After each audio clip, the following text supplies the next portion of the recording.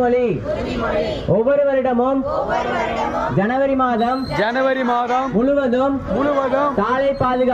சாலை பாதுகாப்பு விழிப்புணர்வு மாதமாக கடைபிடிக்கப்படுகிறது என்பதை நான் முழுமையாக அறிவேன். இருசக்கர வாகனம் இயக்கும் பொழுது கட்டாயமாக தலைக்கவசம் அணிவேன்.